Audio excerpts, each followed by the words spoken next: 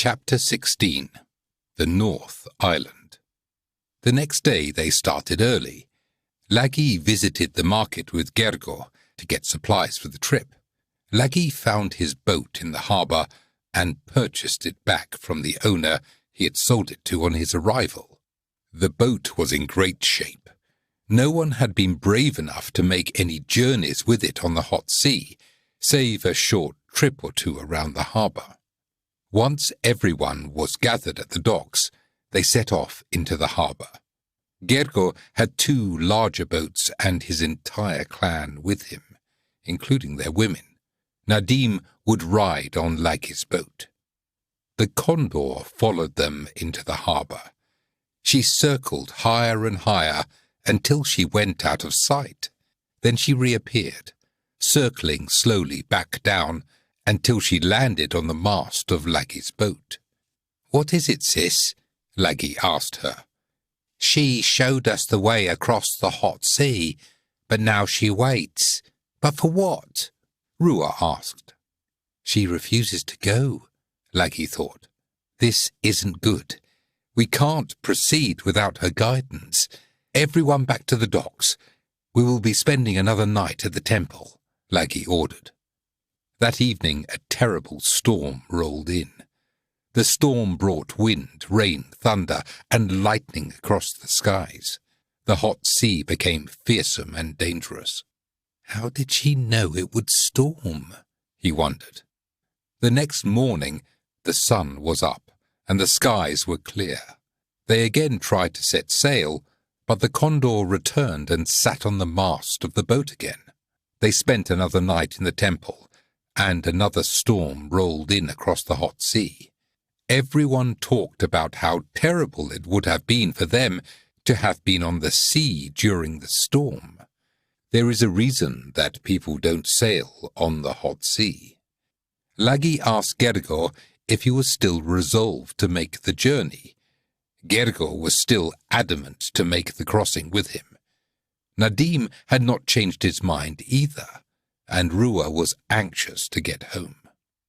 The next day they tried again. When the Condor returned, she flew out in front of them over the hot sea, and they followed her.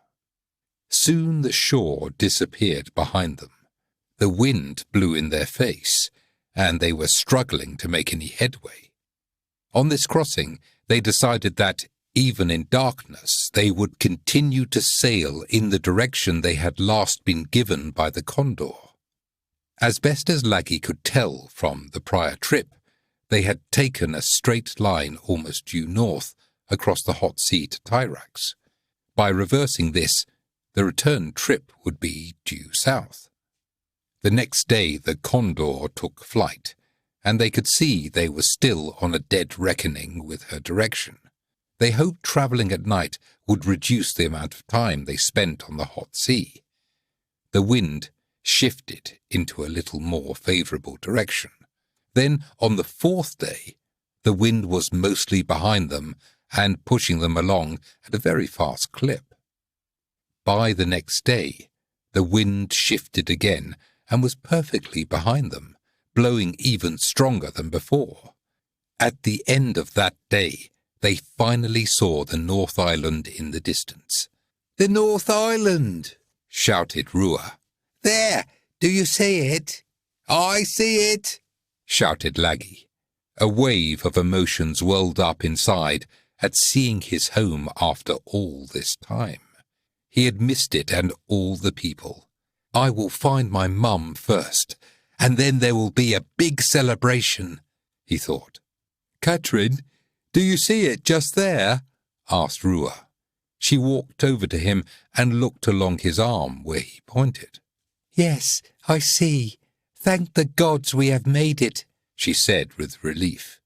The small boats navigated to the south side of the North Island, where island crossings were made and unloading would be the easiest. They arrived and stepped off the boats. Lagi, Rua, Katrin, and the goat were the first on top of the travertine wall. As far as the eye could see, trees and vegetation had been damaged in what could only be described as a desolation they had become familiar with. Katrin took Rua's hand. Laggy and Rua stood silent while they took it all in. Sadness overwhelmed them. "This is all wrong. There is so much destruction. It is not supposed to be like this," Rua said with tears in his eyes. "This destruction is senseless," said Laggy angrily. Gergo and his clan started unloading. Gergo joined Laggy and Rua. What has happened here?" Gergo said as he scanned the horizon. "This is not good." "I need for everyone to be ready to move out," Laggy said, taking command. "We must get to the main village to find out what has happened since we left. But first I need to check on my mum. Gergo, prepare the nets. Katrin, make sure we have masks and enough antidote in the extra water skins we brought. I want to be ready." Gergo and his men unpacked their swords and their bows. Rua prepared his spear and his shield. Katrin unpacked her bow and arrows. Nadim took out his curved sword.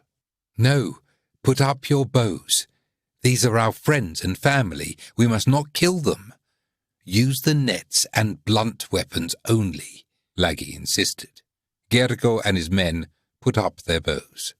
They marched to the interior of the island and stopped at a small one-room home. There was no one there. Laggy was terribly upset by this. "She is gone," he said, with tears in his eyes. "They will have a cave somewhere. We must find it," Laggy insisted. "There are some caves in the Travertine Hills," said Rua. "The island isn't flooded. The outer gate must be closed. We should check on it and make sure the mechanism is disabled so they can't cause the island to flood through some mishap." "We will check on your parents, Rua. Take care of the gate. Take Katrin with you and meet us back at the village as quick as you can. You can take us to the caves from there. Don't engage them. Please wait for us," Laggy pleaded. On the way to the village, they stopped at the small farm where Rua had grown up. No one was there. Everything made of wood had been taken. There wasn't much left. "Probably best Rua didn't see this," thought Laggy. Laggy and Gergo's clan arrived at the village. It was empty. They could find no one there. "They're all gone. There is no one left. We're too late," said Laggy, sounding more desperate. They stationed 2 of Gergo's men as guards and waited for Rua. It was not long before Rua and Katrin showed up. "The outer gate is fine. No one has touched it. We dismantled the mechanism. Did you find my family?" asked Rua. "Rua," Laggy paused. "Like Mum, they weren't there. We can't find anyone." Katrin went over and hugged Rua. He stood in silence with her. "We will get them back, I promise you," Laggy said with determination in his eyes. "Everyone, move out," Laggy ordered. They marched together, Palu toddling along with them and the condor soared overhead. "Axe goblins!" shouted Rua from the front. Palm trees were growing in a grove to the east of the road. 3 figures were in a clearing, carrying axes. "Remember, Gergo, these are our friends and family. Use only the nets and the blunt end of your weapons," Laggy insisted. The axe goblins vanished into the trees. They waited for a bit, but saw nothing. "They are gone. We need to get to the caves," said Laggy. They continued their journey until they came to a spot near the caves where they stopped.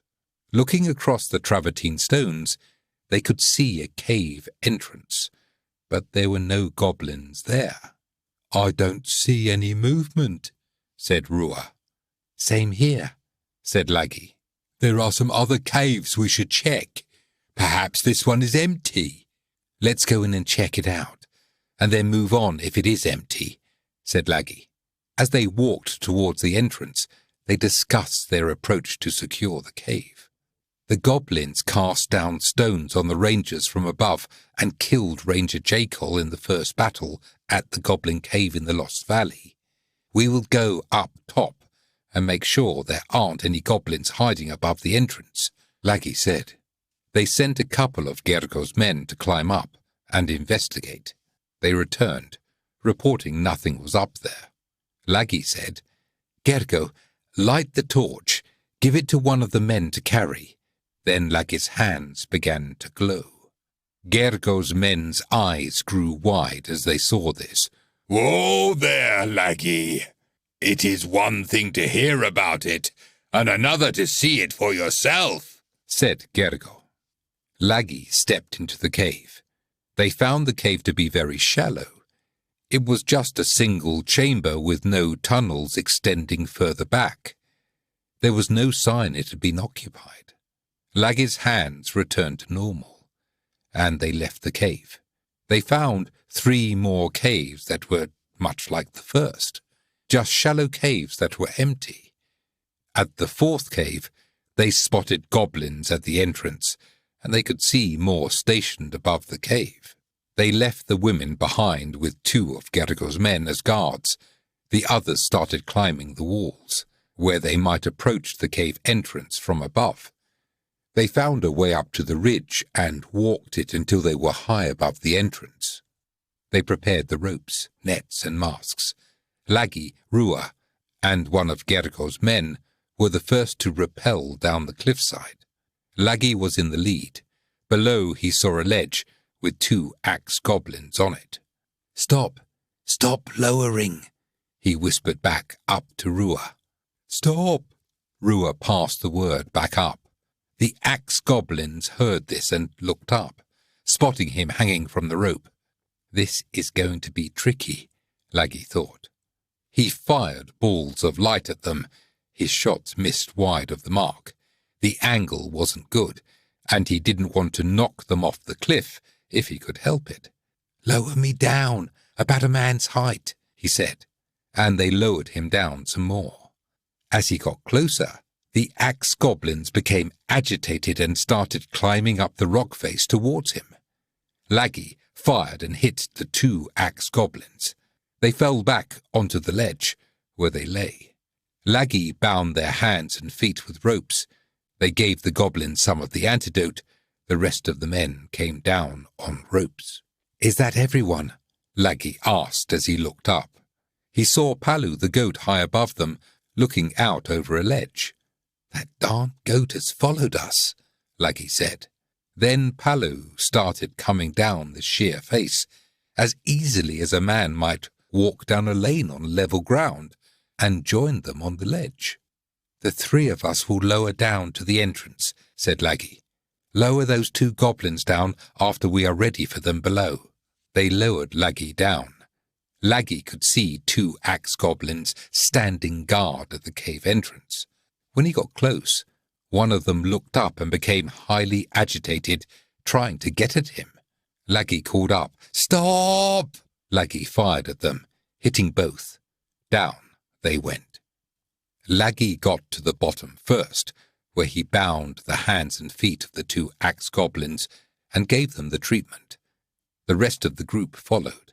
They lit their torch and entered the cave. Laggy's eyes were still adjusting to the dark. He didn't see it coming. They hit him from his blind side with an axe. He was knocked down and seriously injured. Nadim, positioned just beside Laggy, stepped over him and faced the axe goblin to protect him from the attack. The goblin had raised its axe and swung at Nadim instead of Laggy, and missed. Rua had moved as Nadim moved, and was now behind Laggy. He grabbed Laggy by the feet and dragged him out of the entrance and into the light. One of Gergo's men stepped into the gap Rua left behind. Inside the cave, they could hear footsteps rushing towards them. They saw a long line of axe goblins in front of them. Axe goblins, as far as the eye can see! Gergo shouted in desperation. Rua put his hand over the axe wound on Laggy's side. He was bleeding badly. Laggy was out cold. Laggy, wake up, Rua prodded Laggy, then splashed his face with some water, and Laggy started to come to. There was a clash of weapons clanging just steps away. Nadim swung his sword and missed. The axe goblin swung his axe and dealt a fatal blow to Nadim, and he fell where Laggy had lain just moments earlier. One of Gergo's men fell backwards onto the ground with a serious wound to his chest. "Laggy," said Rua, as he shook Laggy. "We are in serious trouble.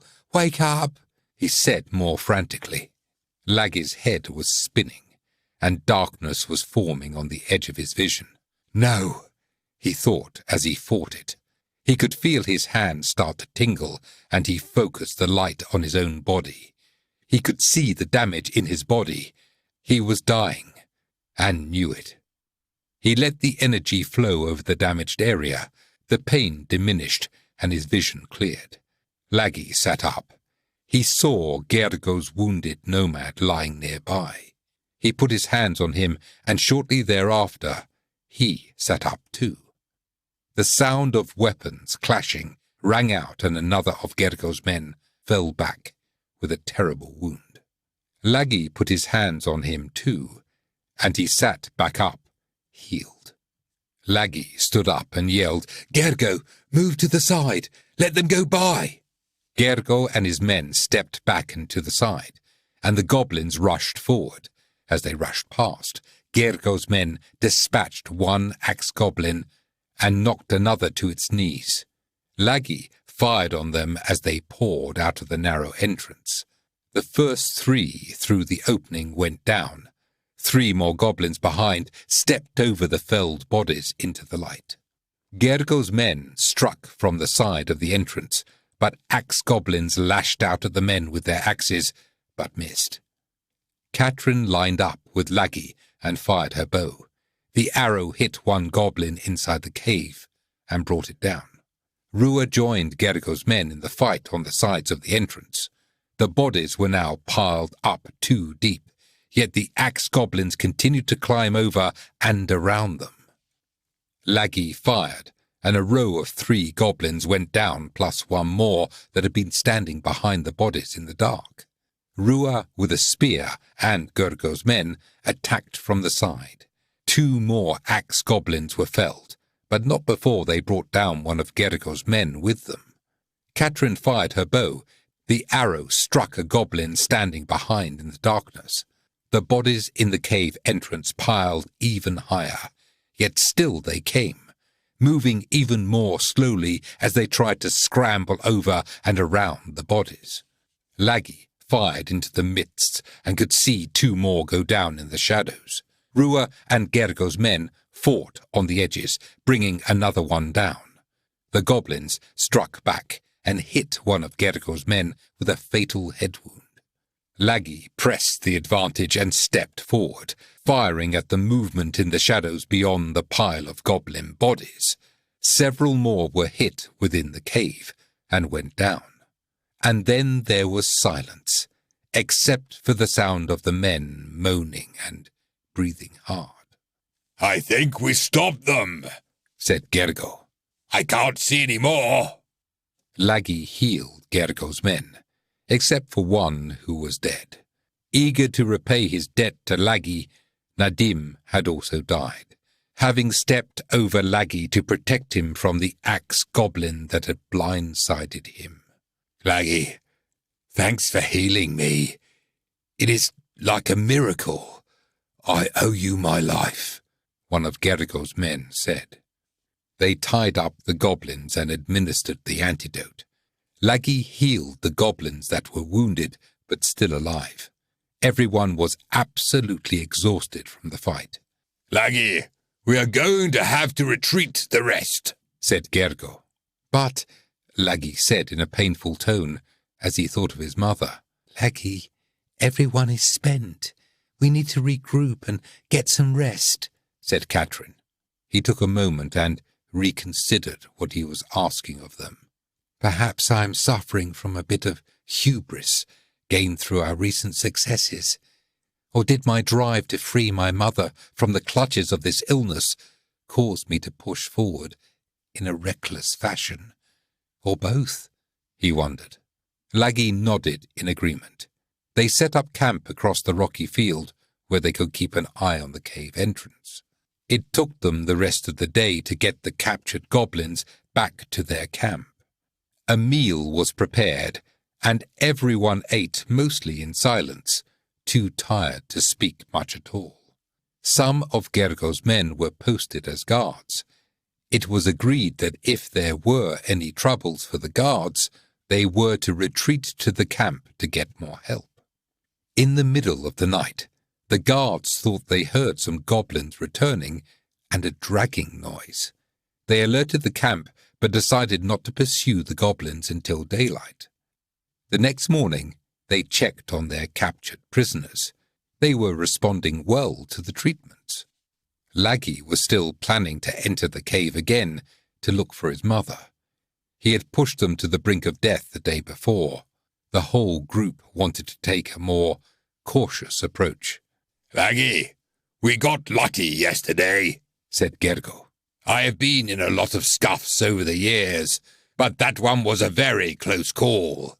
This cave seems too dangerous to attack at this time. You say these we captured will return to their former selves?"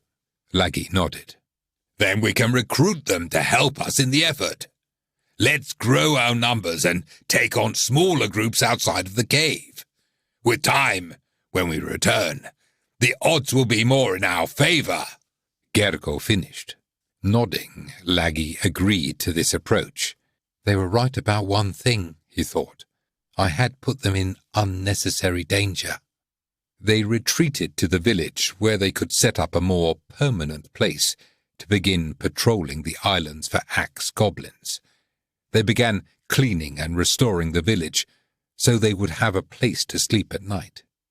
Katrin and Rua found a new home site where they planned to build a home one day. They were going out on daily patrols and had little spare time to make such a dream a reality, but it didn't stop them from talking and dreaming about it. After the first battle at the Goblin Cave, Laggy led patrols with some of the men. They returned with 2 captured goblins the next day. The day after that, they returned with 4 more. The patrols found that the goblins had been dragging trees back to the cave. After the goblins were cured and returned to their former selves, they began helping to rebuild the village and gather food. Some of them joined the patrols. One of these recently cured was Gatekeeper Sion the Brave, as he was now known. Each day after that, they were able to find and return more captured goblins. The village population grew as a result, until the day came when their numbers had grown large enough where they felt ready to make another assault on the cave. They had hundreds of able-bodied men ready to join them in the fight, and 5 times this number, including women, children, and the seniors, who would be left behind in the village. They marched to the cave entrance, where they prepared their weapons, nets, masks, and ropes. Men were sent to check the area above the cave entrance and clear it if necessary. Ku was another one of those recently netted and cured. He and Rua were glad to be reunited. During the march, they stood shoulder to shoulder again, ready to fight for their home. At the lead entering the cave was Gergo and Ku, with Laggy positioned between them for better protection. A torchman and netters followed just behind them. Rua, Katrin, and Sion were in the 3rd row, and well over 200 men lined up behind them. Orders were to use the blunted end of weapons and nets wherever possible. When they entered the cave, they could see that it opened into a larger chamber. The islanders repositioned themselves and stood 5 abreast inside, and they could see movement in the shadows on the edge of darkness. Out of the shadows appeared 4 axe goblins, 2 coming from the right and 2 coming from the left. 2 of the netters came forward with nets as the axe goblins charged at them, picking up speed as they came. Laggy fired balls of light from his hands, and one goblin went down. Laggy fired again, stopping 2 goblins moments before they reached the islanders. Laggy fired a last shot as a net was cast into the air. The last goblin fell over, wrapped in the net. The men got busy and tied up the fallen goblins with ropes, gave them the antidote, then dragged them out of the cave. Laggy went to the back of the cave to investigate. Ku and Gergo were at his side. It looks all clear. This was the chance Laggy had been looking for. He stepped into the shadows and disappeared into the darkness. "Laggy, no!" Gergo's voice boomed out, echoing down the chamber. Laggy continued forward into the darkness, then focused, and his hands began to glow. He held them in front of himself and projected the light forward so he could see his way through the pitch-black cave. Laggy saw piles of mushrooms on the ground in the passageway. As he walked through the mushrooms, he kicked up a cloud of spores, which darkened the air about him. Some of it got through his mask, and he fought the urge to cough, but he coughed a bit, despite his best efforts. The sound of the cough eerily echoed down the tunnels in front of him. Ahead, he saw a dim glow on the left side of the cave. He doused his light and peeked around the corner. There was a chamber, with glowing fungus on the walls. In the chamber were piles of cut vegetation with mushrooms growing in and around them. Across the room were 4 axe goblins. They were chopping up the larger pieces of the trees into smaller pieces. They looked up at Laggy when he peeked around the corner and began running straight at him. Laggy's hands began to glow again. He fired at the goblins and 1 fell. He fired again and 2 fell. The 4th was on him and swung its axe. Laggy ducked, and the axe went over his head with a swooshing sound, narrowly missing him. Laggy fired again, and the last one went down. He used his rope to tie their hands and gave them the antidote. He continued down the cave passageway, his hands lighting the way as he went. Walking down the passageway towards him were 4 more goblins, but these were unlike any he had seen before. They had the figures of women and carried something in their outstretched hands that he could not make out clearly. When they saw him, they rushed towards him. He fired and 2 fell, dropping what they were carrying in their hands. Whatever it was exuded a dark cloud as it fell to the ground.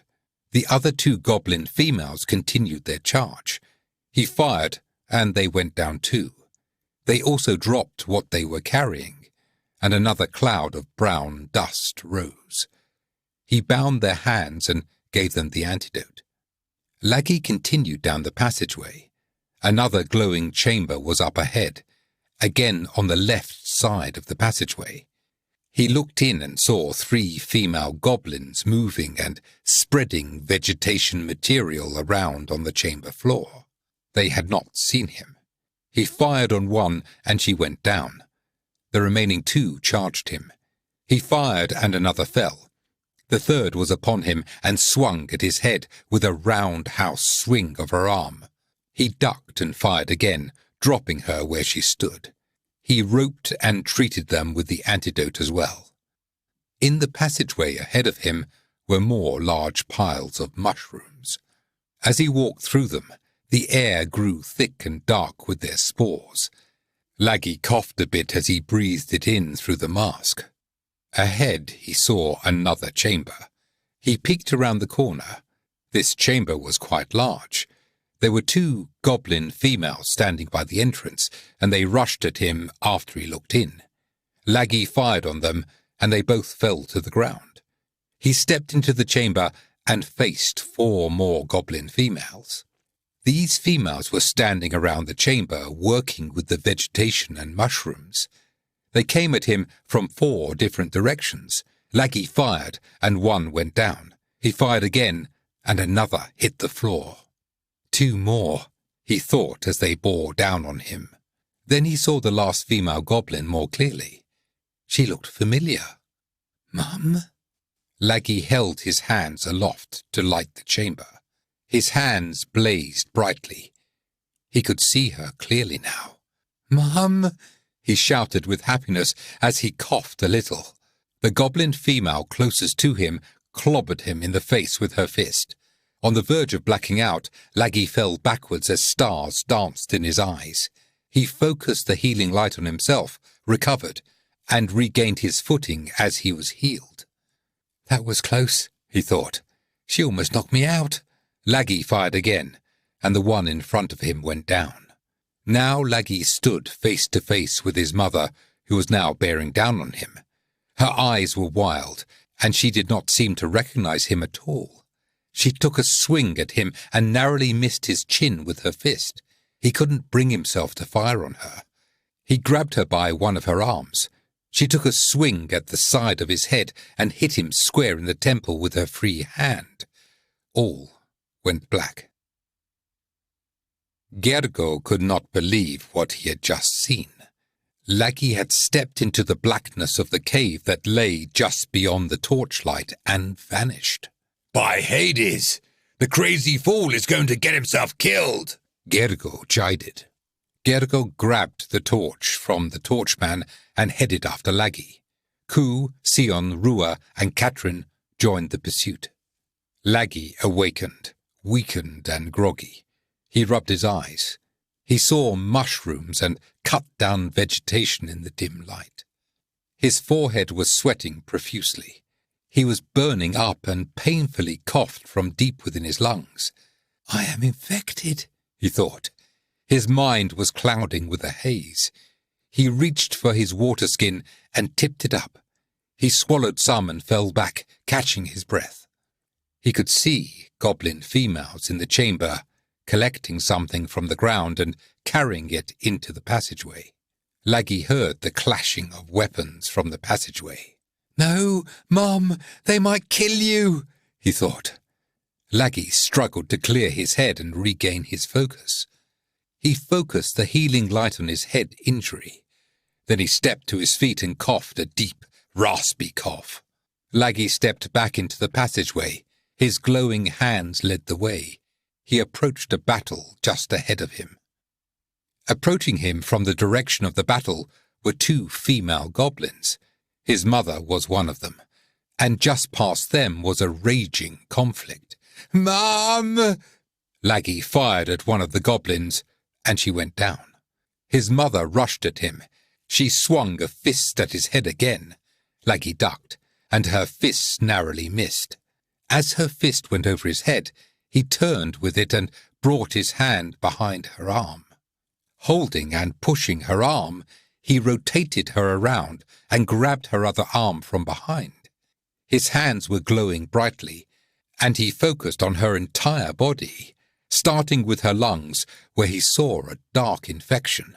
He moved the light through her body, clearing the infection as he went. She relaxed, and he spun her back around to face her. "Laggy," she paused. "Where am I? What is this place?" Laggy grabbed her and hugged her tightly. "It is okay now. I am here. Stay close behind me. Keep your hands on my hips so I know you are there and we don't get separated." Laggy's hands began glowing very brightly, lighting the way. "Laggy, your hands," she said. When he saw the backs of the goblins, he fired. 2 goblins went down. "Laggy, what are those lights coming from your hands? Am I dreaming?" his mother asked. 2 goblins turned and charged Laggy. He fired again and 1 goblin went down. Laggy fired on the remaining charging goblin as it prepared to strike. It fell next to the other. Seeing 2 more goblins in the mist, Laggy fired ahead of him, and 2 more goblins dropped. Laggy peered through the cloudy haze. "Gergo?" "Laggy!" boomed Gergo, his loud voice echoing down the tunnel. Katrin was in an absolute panic. "Laggy, help! Rua is wounded! He is bleeding!" she shouted. Laggy ran to Rua's side where Katrin was kneeling, pressing on a terrible axe wound to his chest. Blood covered her hands. Rua was gasping for air and spitting blood out of his mouth. Laggy put his hands on Rua's chest. The light flowed and healed the wound. Rua sat up slowly. "What happened, Laggy? I'm glad to see you. We were looking for you. We thought you had been lost," he said, then stopped. He saw Laggy's mother standing just behind him. "You found your mother," Catherine interrupted with tears in her eyes. "You were injured. I was afraid that... But Laggy healed you," Catherine sobbed as she hugged him. Rumbling, the ground under their feet began to shake. "Laggy," his mother shouted in fear and threw her arms around him from behind. He turned and hugged her tightly. The sound of falling rocks was coming from the passageway just behind them. A massive dark cloud had been stirred up and was drifting toward the entrance of the cave. The others began retreating, running to the cave exit. Deep, rasping coughs echoed as they ran. Laggy grabbed his mother by the hand and they began to run with the rest of the people. He held one glowing hand up and lit the way. They exited the cave into the bright sunlight, their eyes squinting in the bright light. Behind them came a dark brown cloud that pushed out through the entrance of the cave into the open air. There was more coughing and gasping for air as others exited the cave. "Sounded like there was a cave-in," said Sion. Laggy hugged his mother again. He sat her down on a rock and gave her some fresh water. "Are you okay?" "Yes, I'm so glad to see you, son," she said, nodding. Palu came over to her and nuzzled his head at her side. She scratched him behind the ears, and he got tickled and started to pronk about her with excitement. "And you too, Palu," she added. "He is glad to see you. I haven't seen him this happy since we left the islands," observed Laggy. Laggy turned to Gergo and said, "Gergo, we have to get the wounded and the goblins out of the cave." The men headed back into the cave. Shortly afterwards, they began dragging out the wounded and the dead. Laggy treated the wounded, including the goblins. Not only did Laggy heal their wounds, but he could also cure them of the disease.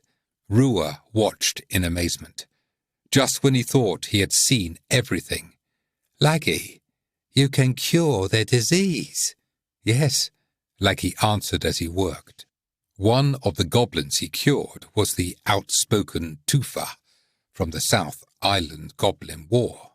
"Where am I? What am I doing here?" Tufa asked as he rubbed his eyes.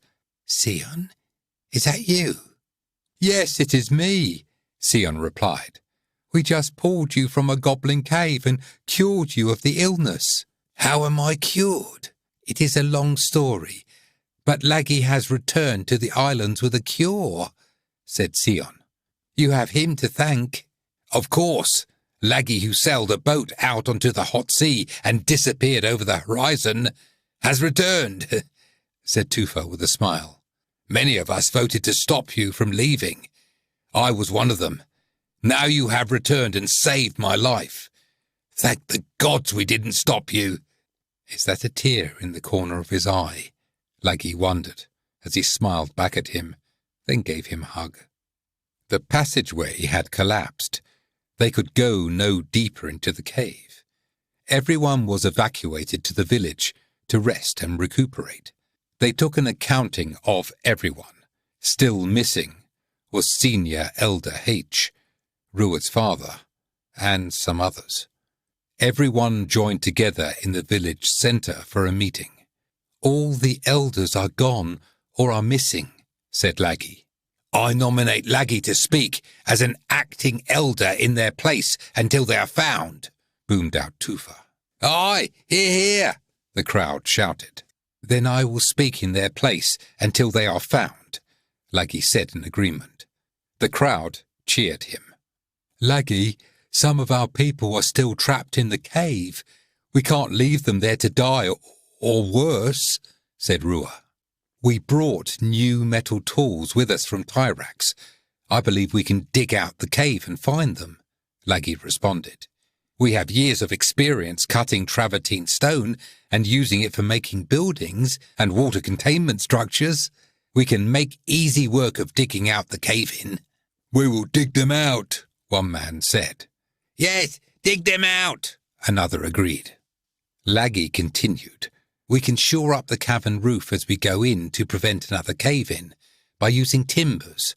While we look for more goblins, we can build new wooden irrigation channels down to the cave entrance. If we can rescue everyone from the cave, then we can flood the cave with scalding hot water to kill the fungus and seal it up afterwards. The crowd murmured in agreement. Now, Gergo from Scythia has a few words, said Laggy. Gergo spoke. We would like to stay on the island and help you continue to fight the goblins and to help you rebuild the island after the day is won. We might even stay on here afterwards and build homes of our own, if permitted, Laggy said. Those who are willing to let Gergo and the nomads stay on here, say aye. Aye, aye, the crowd yelled resoundingly. And those opposed? Silence. Welcome to the islands. You and your people may stay as long as you wish. And thanks for all your help. We are indebted to you. We wouldn't be here without you, said Laggy. And he gave Gergo a big hug. Laggy continued. For all those we have lost, the dead are not dead. They are alive somewhere. The dead are not dead. They are alive somewhere, everyone repeated in unison. The patrols were restarted, and they captured more goblins until no more could be found. Stray goats were found in the Travertine Hills. The goats looked down on the islanders from steep ledges, where they waited in the safety of high places. The goats were survivors. They were brought back to the village, where they quickly became a part of the community again. Palu seemed happy to be back with some of his own kind. The islanders built an irrigation channel while they worked to shore up the cave entrance with timbers. Then they began excavating the blocked passageway until the day came when they had dug it out. This allowed them into the unexplored parts of the cave. They entered the cave slowly and carefully, shoring it up as they went. They found glowing mushroom-filled chambers, just as Laggy and some others had described. More goblins were captured and cured. These were mostly females who were tending the cave. Even Hawea, who brought the illness to the North Island, was found deep inside the cave and was netted and cured. The islanders bore him no ill will and welcomed him back into the community. Laggy's neighbours, Ranji and Twila, were also among those in one of the last groups that were captured and cured. Eventually, the day came when they had cleared the entire cave of goblins. Then they opened the gate to fill the irrigation channel and flooded it with scalding hot water. White mist rose from the cave entrance. When they were finished flooding the cave, they blocked the entrance with travertine stone and sealed it off from the outside world. Just over half of the people had survived the initial flood, as well as the Goblin War of the North and South Islands.